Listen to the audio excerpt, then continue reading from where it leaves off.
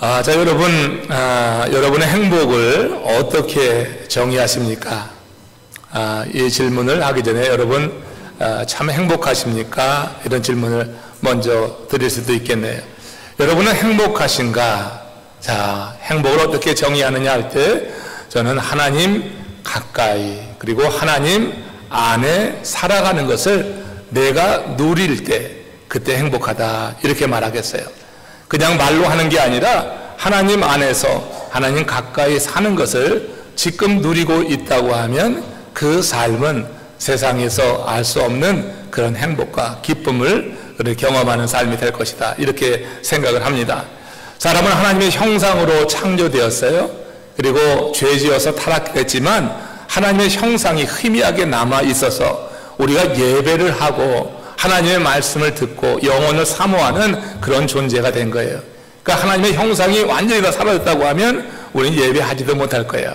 그런데 하나님께서 우리에게 구원의 은혜, 회복의 은혜를 주시기 위해서 우리 안에 이렇게 하나님의 형상 희미하게 남게 하시고 그를 통해서 하나님을 찾게 하시는 이런 예배자가 되게 하셨다고 하는 거죠. 그러니까 하나님의 형상을 가진 하나님의 사람들은 결코 가변적인 외적인 조건, 이 세상 것으로 인하여서 만족할 수 없다.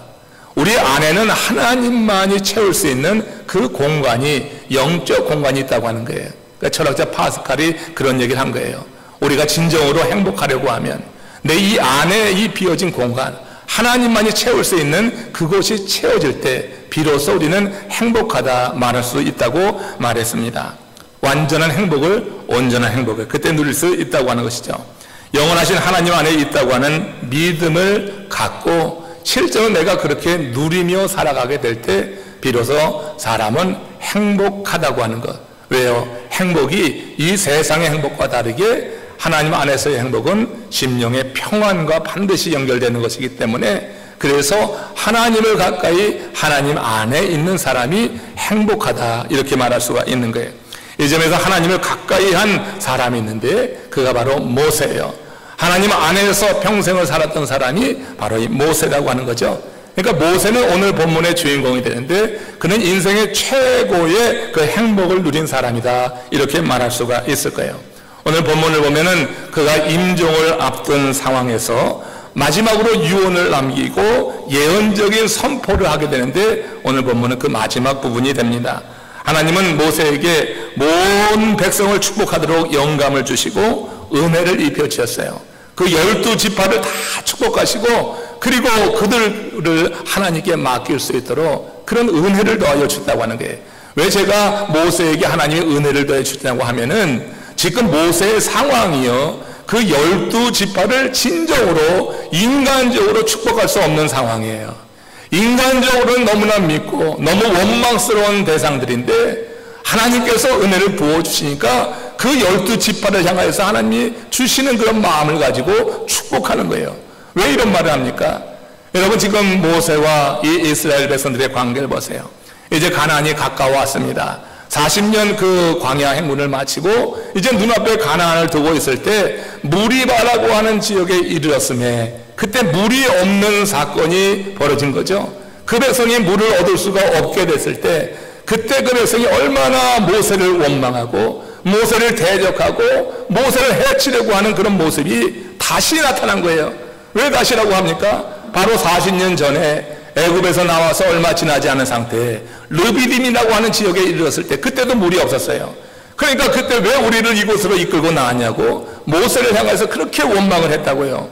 그리고 모세를 향해 대적하고 모세를 해치려고까지 했어요. 그때 하나님께서 모세에게 무슨 말씀하셨어요? 반석을 내리쳐서 거기서 물을 내서 먹이라 이렇게 말씀하셔서 르비딤에서 반석에서 물을 낸 사건이 있었다고요. 그리고 이제 40년이 흘러간 거예요. 이제 가나안에 들어갈 때가 됐는데 그때 다시 한번 이 무리바 지역이라고 하는 또 다른 지역에 이르렀을 때 물이 없는 이 사건을 맞이하게 됐는데 이때도 똑같이 그 백성이 모세를 원망하는 거예요. 40년 전에는 출애굽 1세대가 원망을 하고 40년 후에는 2세대가 원망을 했어요. 그 선조들 그 조상들처럼 똑같이 이 상황 속에서 모세를 원망하는 이런 상황이었다고 하는 거예요. 이때 여러분 모세가 어떻게 했어요? 하나님께서는 이 반석을 명하여서 물을 내라고 했는데 모세의 마음이 상한 거예요.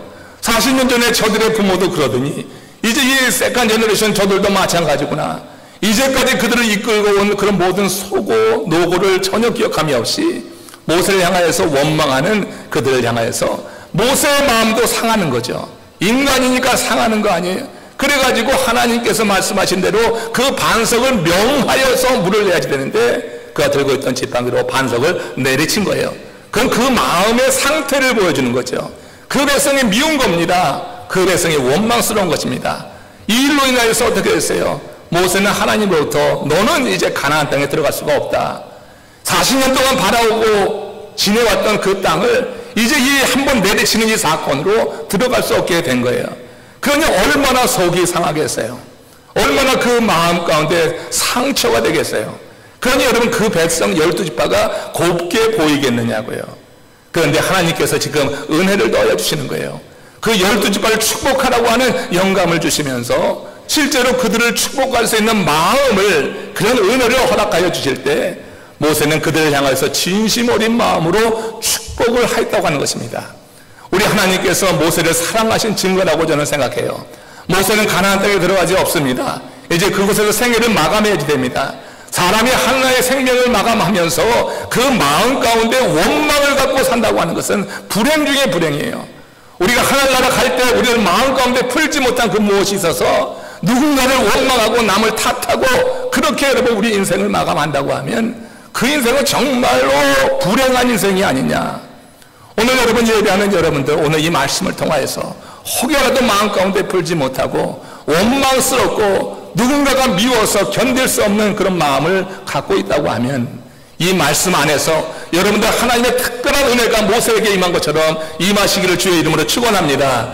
그리고 하나님이 주시는 그 능력으로 용서하고 그를 축복할 수 있는 그런 마음까지 될 때 그것이 하나님이 우리에게 주시는 큰 은총이요 복이라고 하는 것을 우리가 생각할 수가 있는 거예요. 모세가 여러분 40년 동안 그렇게 많은 수고를 했는데, 그렇게 충성했는데 그 일로 가나안 출입을 금하셔 우리는 그런 마음의 의문이 생길 수가 있어요. 그러나 하나님은 아주 단호하게 그가 가나안에 들어가는 것을 막으시고 대신 여호수아를 세우신 것입니다. 하나님의 뜻을 우리가 더 어떻게 다 깊게 알겠어요. 그렇지만 하나님은 분명히 모세가 들어가는 것을 막으셨어요.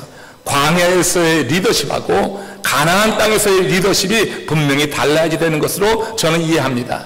그래서 하나님께서 모세는 여기까지는 됐다. 네 사명을 다했다. 가나안 땅에 들어가지 못한다고 그가 구원 얻지 못한 것이 아니에요.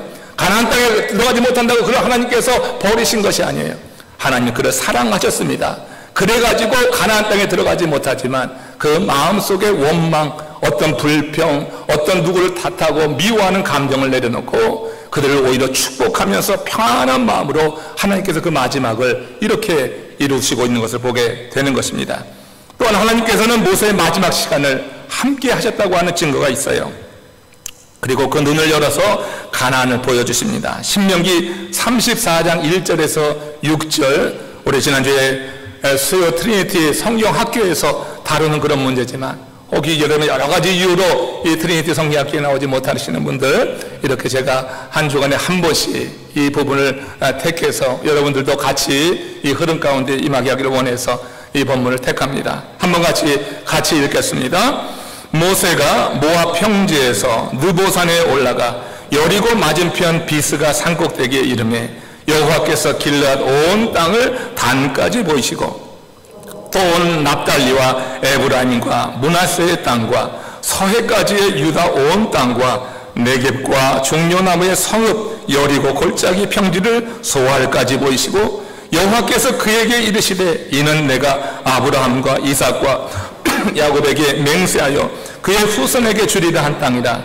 내가 내 눈으로 보게 하였거니와 너는 그리로 건너가지 못하리라 하시매 이에 여호와의 종 모세가 여호와의 말씀대로 모압 땅에서 죽어 벳볼 맞은편 모압 땅에 있는 골짜기에 장사되었고 오늘까지 그의 묻힌 곳을 아는 자가 없느니라. 모세의 마지막 시간을 하나님이 함께 했어요. 평생 하나님 가까이 하나님 안에 머물러 살아가던 모세, 그 모세의 마지막을 하나님이 함께 하시면서 모세가 비록 가나안 땅에 들어갈 수는 없지만 지금 모세의 눈을 열어서 가나안 전 지경을 다 보여주고 있잖아요. 이건 눈으로 봤다고 하는 것이 아닙니다. 여러분, 하나님이 보는 그런 통찰력을 가지고 이 가나안 전체를 보는 거예요. 아무리 그 땅이 좁아도 한눈에 이렇게 넓은 지역을 다 볼 수는 없는 거예요. 이건 하나님이 눈을 열어 보여주셨다고 하는 것. 그가 들어가지는 못하지만 들어간 것 이상으로 뚜렷하게 확실하게 보여주시고, 그리고 하나님은 모세를 하나님 나라로 이끄셨다고 하는 것을 우리가 보게 됩니다. 모세는 80년간이나 광야에서 살았습니다. 40년 바로 궁정에 살다가 그 다음에 40년은 미디안 광야에 살았고, 또 40년 하나님께서 출애굽시키라고 하는 명령을 갖고 그 백성을 이끌고 광야로 나왔으니까 80년을 광야에서 산 거예요. 80년 동안 그 광야에서 하나님만 바라본, 하나님 가까이 살았던 사람이라고 하는 것을 여러분 기억하십니까? 광야에 나와서 40년을 살 때를 생각해 보세요. 애굽에서 40년 동안 모든 부족함이 없이 많은 사람들에게 그렇게 높임받으며 살던 그가 미디안 광야 그곳에 가서 장인 이드로의 양을 칠 때 그 심정을 생각해 보세요. 사람이 이렇게 신분의 격하가 되어지면 살 수가 없는데도 불구하고 모세는 분명히 그 광야 40년 동안 미디안 광야에서 장인의 양을 치면서 살았어요. 이게 무슨 말입니까? 여러분, 이 모세의 마음 가운데 하나님이 살아 있었다고 하는 거예요. 우리가 인생이 여러분 그렇게 급전직하면은 누구도 견딜 수가 없고 스스로 생애를 끊을 수도 있는 그런 상황이 되기가 쉽습니다. 사람이 조금만 상황이 달라져도 절망하는데, 모세처럼 그렇게 상황이 달라졌는데 어떻게 견딜 수 있었을까? 하나님이 가까이 계셨던 거예요. 하나님 만나주신 거예요. 어려서부터 그 유모였던 어머니를 통하여서 하나님의 말씀을 들었어요. 자기가 어느 족속인지 시므리 족속인 것을 알았어요. 그래서 광야로 밀려갔지만 그곳에서 하나님이 만나주시고 하나님의 말씀을 들으면서 거기서 견딜 수 있다고 하는 것을 우리가 그 대목에서 읽을 줄 알아야 돼요. 그냥 40년을 살 수 있는 게 아닙니다. 그러나 주 안에 있으면, 하나님을 가까이 하면은 우린 40년 아니야 80년도 이렇게 우리가 힘있게 살 수 있는 것을 믿음으로 고백하시기를 주의 이름으로 축원합니다. 이렇게 여러분 80년을 광야에서 산 이 모세, 하나님을 바라고 하나님을 가까이 한 그런 사람이었다고 하는 것. 하나님이 그가 가나안 땅에 들어가는 것을 막으셨지만, 그러나 하나님을 가까이 하면서 하나님을 알았던 모세는 이제 가나안 땅에 들어갈 수 없다고 하는 것, 인간적으로는 받아들이기 어렵고 힘들지만, 그러나 하나님을 알기 때문에, 하나님의 서원을 알기 때문에 순종하고 있는 것을 보는 거예요. 그게 뭐예요? 바로 그들 눈앞에 보이는 나를 향하여서 원망하고 대적하고 그렇게 나를 향하여서 불평하던 그들을 향하여서 모세가 손을 들어서 지금 축복하는 거예요. 한 지파 한 지파씩 다 축복하는 거예요. 그리고 아셀 지파를 축복하고 나서, 그리고 나서 그 전체 지파를 향하여서 뭐라고 하냐면 여스루나 이렇게 말하는 것을 볼 수가 있어요. 여러분, 지금 이 모세의 축복은요, 그냥 여러분 가식적인 축복이 아닌 거예요. 그냥 눈에 그냥 이렇게 가리는 그런 축복이 아니라고 하는 거예요. 그래서 하나님이 주시는 마음으로, 진심으로 그 백성이 가나안 땅에 들어가가지고 잘 살기를 원하는 마음에서 진정으로 축복해주는 그런 축복이라고 하는 사실을 여러분 알아야 됩니다. 그러니까 하나님께서 그를 산꼭대기로 이르셔서 가나안 전체를 보여주시고, 그리고 영화로운 상태에서 그를 불러가신 것이라고 하는 거예요. 사람이 죽기 전에 이렇게 누군가를 마음껏 축복할 수 있다고 하는 것은 얼마나 큰 행복일까요? 여러분, 죽을 때 여러분 내 마음속에 원망과 불평과 누구를 향해서 이 미움만 잔뜩 가지고 그렇게 죽는다고 하면 그 얼마나 불행한 인생이에요. 하나님께 은혜를 구하시길 바랍니다. 내 인생의 마지막에, 아니 그 이전이라도 하나님께서 특별한 은혜를 더하여 주셔서 우리 마음에 맺힌 사람을 용서할 수 있는 은총을 구하시기를 주의 이름으로 축원합니다. 그게 행복한 거 아니겠어요? 내 마음에 이렇게 잔뜩 맺혀 있는 것을 가지고 산다고 하는 것이 얼마나 불행하냐 하는 것입니다. 마지막 순간에 하나님께서 모세에게 은혜를 더하여 주시니 모세는 지금 마음껏 축복하고 마음에 꺼리는 거 다 털어내고 그야말로 하나님이 주시는 평강을 가지고 행복한 상태에서 하나님의 부르심을 받았으니 얼마나 부러운가. 별로 부러운 표정은 아니지만 그래도 여러분 모세의 삶에 저는 참 부럽습니다. 저와 여러분들이 모세의 이런 삶을 동경하시고 정말 우리 안에 있는 모든 것을 주님의 은혜 안에서 다 털어내고 우리 주님이 주시는 마음으로 평강을 갖고 있다고 하면 그 사람 지금 행복한 사람이라고 하는 거예요. 오늘 모세가 지파별로 축복한 후에 이스라엘 백성 전체를 가리켜서 뭐라고 했어요? 여수른이여 이렇게 부르고 있는 거예요. 여수른이라고 하는 것은 이스라엘 백성을 지칭하는 애칭이요 별칭이라고 하는 거예요. 성경이 한 서너 번 나오게 되는데 문자적으로는 의로운 자다 그런 뜻을 갖고 있어요. 이게 여수른이요 하는 뜻이에요. 하나님은 이스라엘이 사랑스러워 보일 때 무한한 애정을 가지고 그 백성을 향하여서 여수른이요 이렇게 부르셨어요. 그러니까 하나님께서 보실 때 의롭게 된 그 자들이 너무 사랑스러워서 불렀는데 지금은 누가 부르고 있는 거예요? 이거 지금 모세가 부르고 있는 거예요. 모세가 이렇게 말하고 있는 거예요. 자기를 향하여서 원망하고 물을 얻을 수 없다고 해서 그렇게 대적하고 그래서 가나안 땅에 들어갈 수 없게 한 그런 대상을 향하여서 지금 여수른이 하는 게 이게 목자의 마음이에요. 목회자의 마음인 거예요. 그 마음이 여러분 세상 일로 인하여서 찢어질 때가 있어요. 너무너무 상처가 될 때가 있어요. 그러나 여러분 기도하다 보면 하나님이 은혜를 주셔서 이런 마음을 갖게 하기에 그러니까 보는 겁니다. 그러니까 함께 가는 겁니다. 성도들 사이에서도 여러분 이렇게 대립되고 좋지 않은 감정 가운데 맺혀 있는 분들이 없지 않아 있어요. 여러분 하나님의 특별한 은혜가 임하셔서 여러분들의 입술의 고백을 향하여서도 그들을 향하여서 여수른이요 할 수 있는 그 특별한 은총을 누리시기를 주의 이름으로 축원합니다. 그렇지 않으면 행복할 수가 없어요. 그렇지 않으면 마음속에 늘 뭔가 걸려있는 것 같은 그런 불편함이 있어서 행복할 수 없다. 지금 모세는 그 지파를 축복하고 나서 여수른이여 하는 거예요. 여수른이여 정말 너희는 행복자로다. 이렇게 하나님이 의롭게 여기는 사람은 세상에서 크게 성공하지 못했어도 복받은 사람이에요. 이 말씀을 믿으라고 하면은 내 삶을 보고 그 믿어지지 않는다고 교회를 갸우뚱하는 경우가 있는데 여러분 웬만하면 믿으시기를 축원합니다. 웬만하면 믿어지는 은혜가 있길 바라요. 하나님이 택하셔서 의롭게 된 사람, 세상에서 조금 밀리는 것 같고 부족한 것 같아도 그 사람이 복받았어요. 그래서 모세는 이스라엘이여 너는 행복한 사람이로다 전 지파를 향해서 그렇게 선언을 했던 것이에요. 이스라엘 백성들은 아직 가나안 땅에 들어가지 못했습니다. 약속의 땅에 발을 지금 닿지도 못했어요. 당시 상황은 낙관적이라기보다는 사실은 비관적인 일이 많이 있어요. 그 가나안 땅에는 여전히 이스라엘 백성들 마음에 메뚜기 컴플렉스를 갖게 했던 거인족이 버티고 있잖아요. 그리고 철옹성이라고 하는 그 당시로서는 여리고 성이 딱 버티고 있어요. 그러니까 여러분 그곳으로 진군해 나간다고 하는 것이 사실 그렇게 낙관적이 아니라고요. 상당히 비관적인 상태였는데 지금 모세는 제2세대 세컨 제너레이션을 그 요단강 건너서 가나안으로 들여보내는 이런 설교를 하는 거잖아요. 지금 고별시에 지금 이 부분이 성경 공부하신 분들은 다 아시겠지만 이 신명기라고 하는 것이 3편의 모세의 설교하고 2편의 고별시인데 지금 마지막 부분에 와서 이렇게 선언을 하고 있는 것을 보면서 지금 모세가 바라보는 것은 현실이 아니라 하나님이 함께 하심으로 말미암아 이루어질 일에 대해서 바라보면서 당신들은 행복한 사람들입니다 하고 그들을 축복하고 있는 거예요. 오늘은 구체적으로 그들이 행복하다고 지금 모세가 말하고 있는 이유를 2가지로만 나눠보면서 저와 여러분들이 얼마나 행복한 사람인가.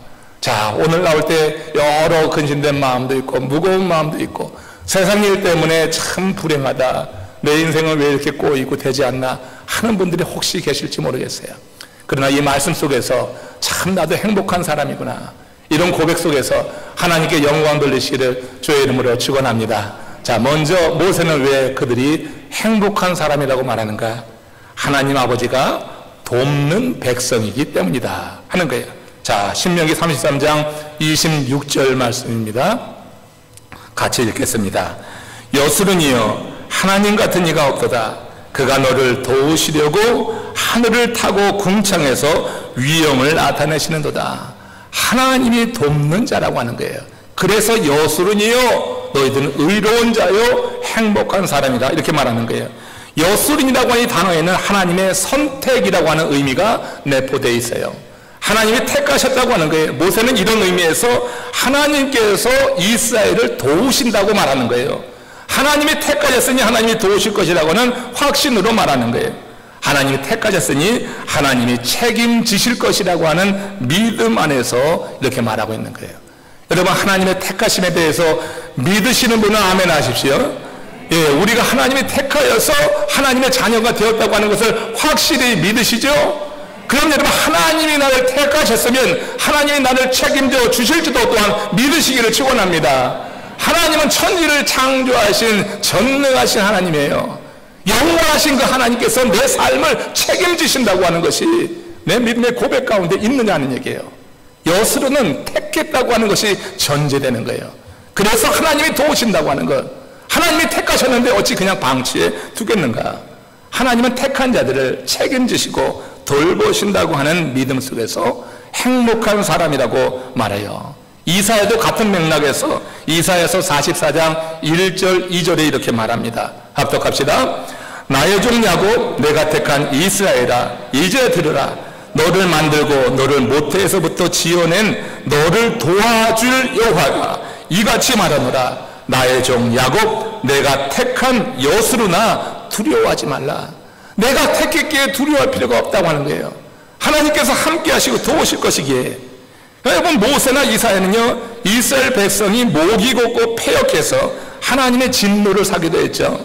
또 수시로 불평불만에 가득 차 있었고 하나님의 뜻을 거스린 것이 한두 번이 아니었어요. 그렇지만 하나님이 그들을 택할 때 맺은 계약이 있다고 하는 거예요.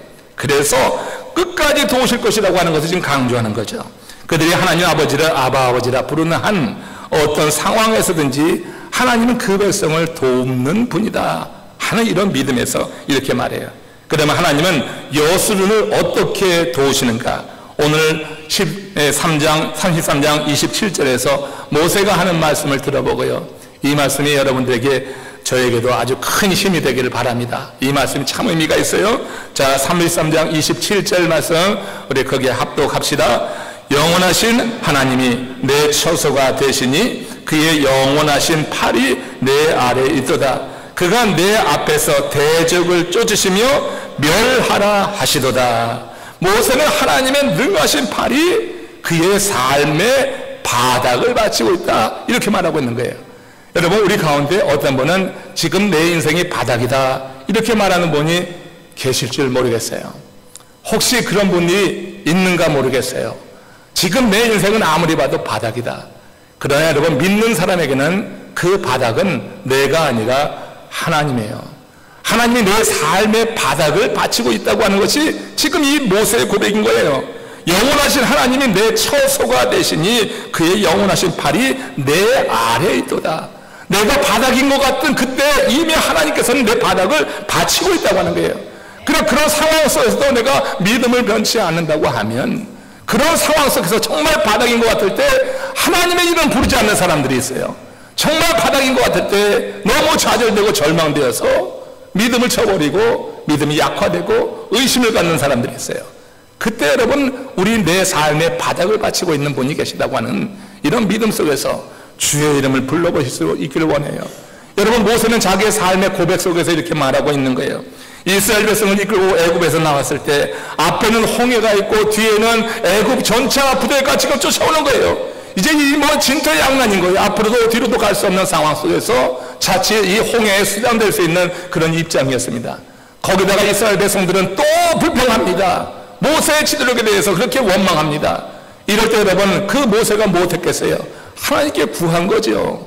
정말로 바닥인 것입니다. 더 이상 떨어질 곳이 없는 그 상황 속에서 모세는 하나님께 부르짖었어요. 그때 하나님께서 그 삶의 바닥인 것을 보여주신단 말이에요.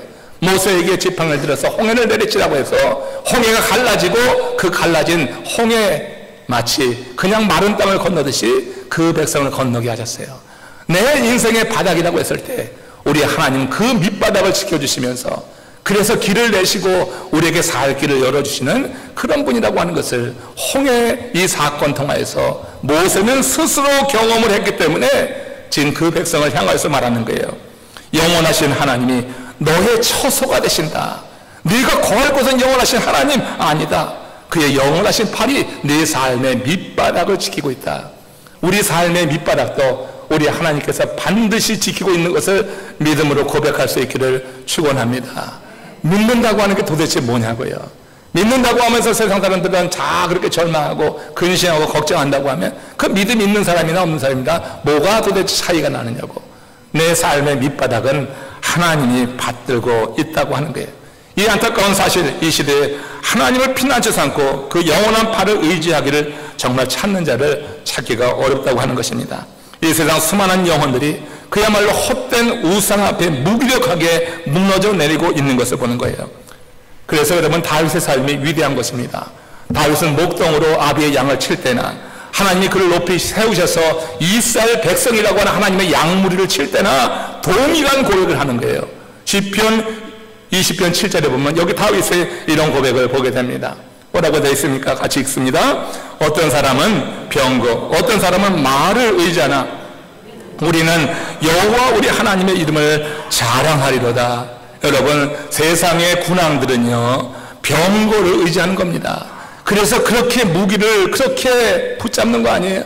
북한의 김정은이가 핵무기를 붙잡고 있는 거 아니에요? 병거를 의지하는 거예요. 말을 의지하는 거예요. 군사력을 의지해서 자기의 정권을 지키려고 하는 것이에요. 세상의 군왕은 그런 것입니다. 그러나 우리는 여호와 하나님의 이름을 자랑하리로다. 다윗은 목동 시절에도 그랬고, 아버지 하나님의 양무리를 치는, 하나님의 양무리를 치는 왕이 돼서도 그렇고, 하나님을 변함없이 의지하며 그 하나님의 이름을 자랑했던 사람이어서 그래서 위대한 거예요. 우리는 조금만 높아지면요 하나님 버리기 쉽습니다. 조금만 인생이 잘 되면은요 내가 잘된 양이야 그렇게 고개 빳빳이 들고 다닐 때가 많이 있습니다. 그러나 여러분, 이 다윗은 그렇지 않았어요. 정말로 어려울 때도, 이렇게 모든 것이 잘 되고 높은 자리에 있을 때도 여호와 우리 하나님의 이름을 자랑하리로다. 그는 말이나 병거를 의지 않고 하나님을 의지했던 사람이라고 하는 것. 모세가 지금 임종을 앞두고 이스라엘 백성을 축복하는 자리에서 바로 그 백성들이 누구를 의지할 것이냐, 바로 그들의 삶의 밑을 바치고 있는 하나님을 의지하라. 그 하나님이 도우실 것이니 그들을 하나님을 의지하라고 그들의 정체성에 대해서 지금 아주 뚜렷하게 그 심령에 지금 새겨주고 있는 것을 보게 되는 거예요. 영원하신 하나님, 내 처소가 되시니 그의 영원하신 팔이 내 아래 있도다. 그래서 그들은 행복한 사람이다. 아직 낙관적이지 않고 비관적인 상황이 있지만, 그러나 그 하나님이 그들의 삶을 바치시면서 도우실 것이기에 여슬은 너희들은 행복한 사람이다.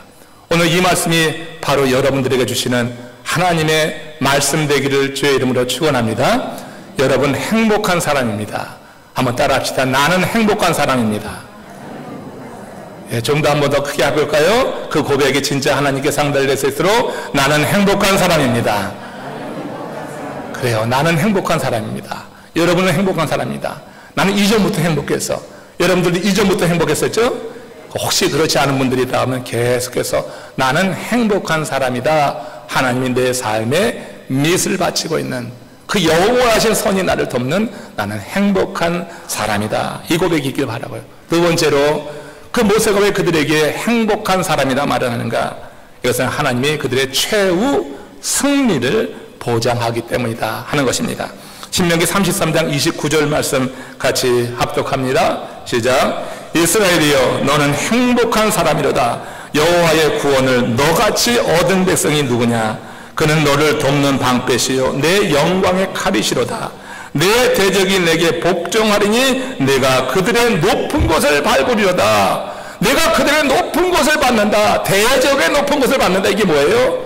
이게 여러분 그 가나안 땅의 높은 지역에 있었던 거인족을 염두에 둔 말 아니겠어요? 거기에 여러분 철옹성을 짓고 거기에 이 이스라엘 백성들에게 메뚜기 컴플렉스를 갖게 했던 그 거인족, 장대한 민족을 말하는 거 아니겠어요? 하나님이 도우시니까 그들이 내게 복종할 것이다. 내가 그들의 높은 곳을 차지하리로다. 실제로 그들의 높은 곳을 갈렙이 차지했고 여호수아가 차지하고 했단 말이에요. 하나님께서 그들을 도우실 때 그들에게 이렇게 두려움에 떨게 했던 그 높은 곳, 그 거인족을 제압할 수 있었다고 하는 것. 지금 모세가 내다보면서 이렇게 지금 선포하고 있어요. 최후 승리를 하나님께서 책임지실 것이니 담대하게 요단을 건너나가라.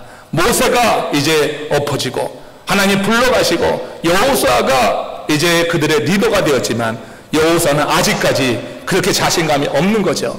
그 여호사를 하나님께서 계속해서 격려하시면서, 그리고 그 백성에게는 이런 약속을 주시면서 가나안을 향해 나가라고 이렇게 말씀을 하고 있는 것을 보게 됩니다. 모세는 이스라엘 백성들이 가나안의 이 거인족에 대한 트라우마에서 벗어날 것을 지금 말하는 거예요. 그 트라우마, 우리로 하여금 꼼짝 못하게 하고 계속 영향을 줘서 쫄아들게 하는 이런 트라우마, 이거에서 벗어나게 지금 선포하고 있는 거예요. 사람을 두려워 말고 하나님을 의지하며 높은 곳을 밟게 하실 것만 바라보고 나가라. 예레미야 9장 23절 24절에 보면 예레미야가 누구를 의지할 것인지 이와 관련해서 이렇게 말합니다.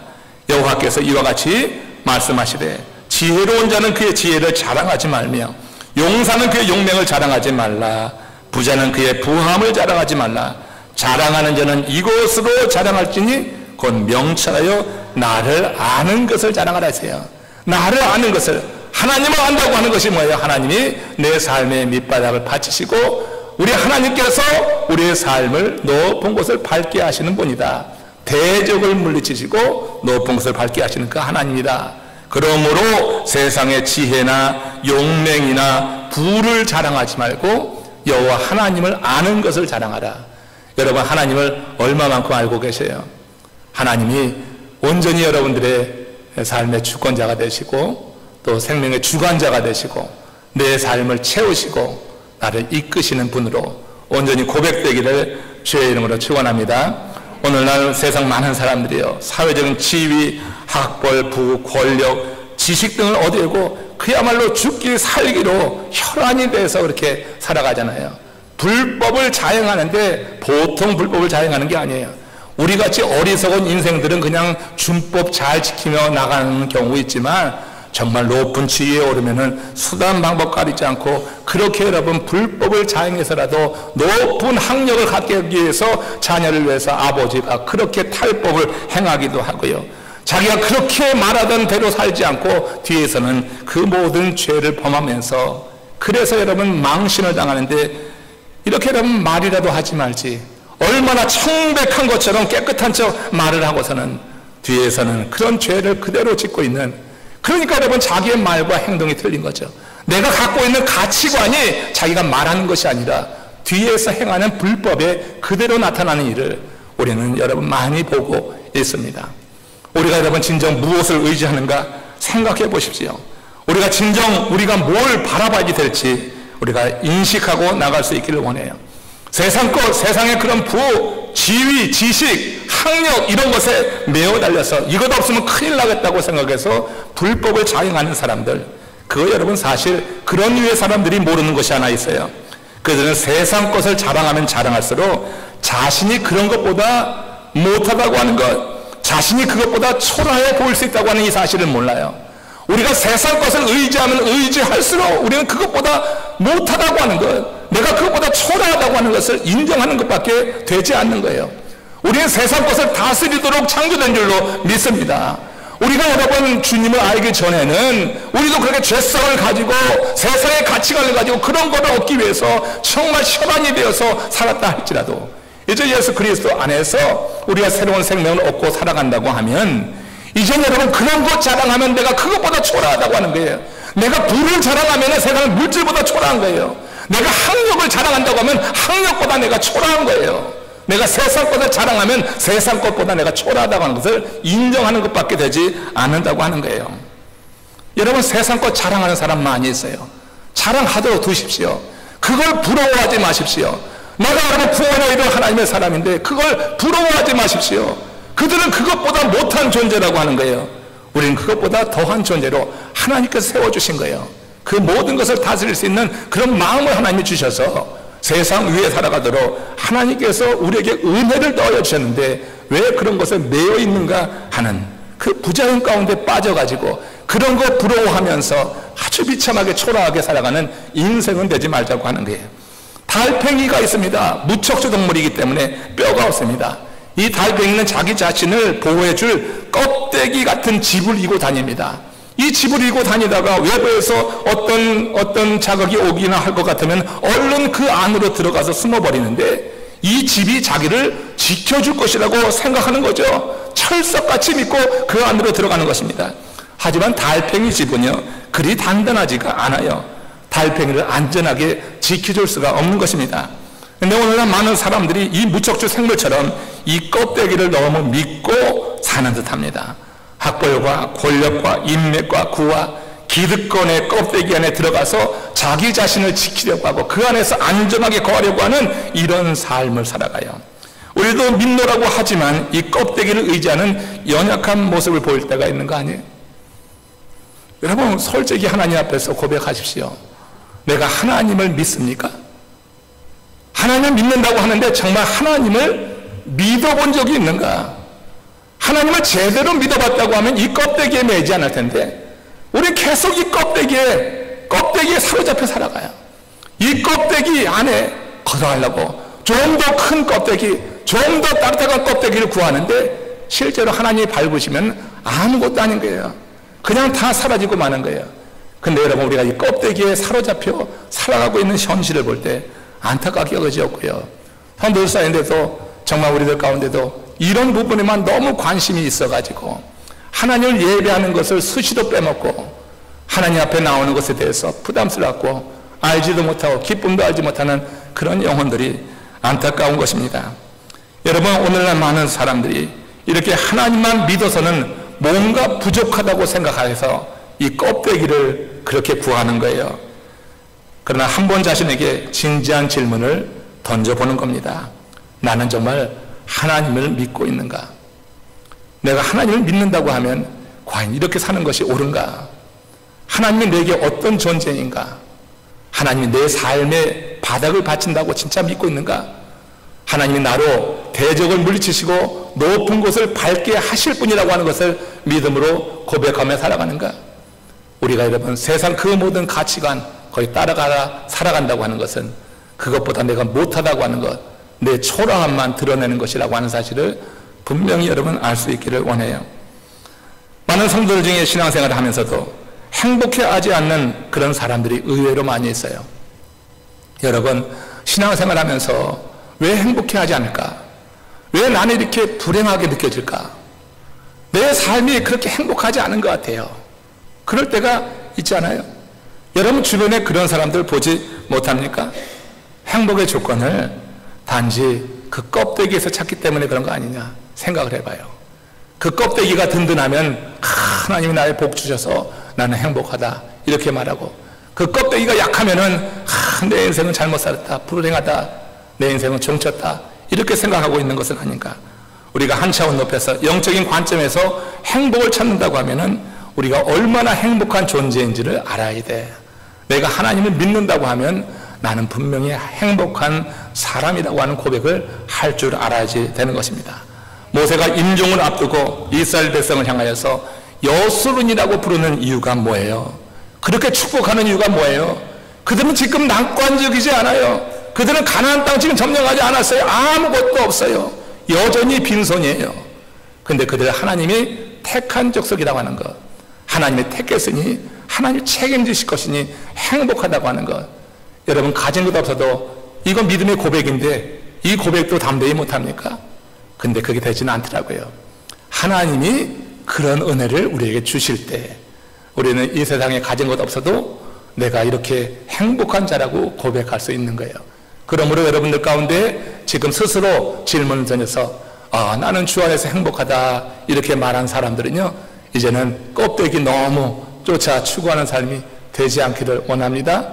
여러분 마음에 하나님이 심어주시는 이 평강과 이 믿음과 하나님이 날 선택했다고 하는 이 고백 속에서 어제나 오늘이나 영원토록 동일하신 그 하나님께서 이제 저 이스라엘 백성들을 향하여서 외치고 있는 그 모세가 그 백성이 택함 받았기에 행복하다고 하는 그 고백, 그 선언이 오늘 이 시간 수천 년이 지난 이 시간에도 우리에게 동일하게 선포되는 말씀으로 들려져서 여러분들의 삶이 정말 행복하다 이렇게 고백했으면 참 좋겠다 하는 겁니다. 이렇게 변함없으신 주님은 당신을 의지하는 인생을 여술은 행복한 사람이다 하며 보호하신다고 하는 거죠.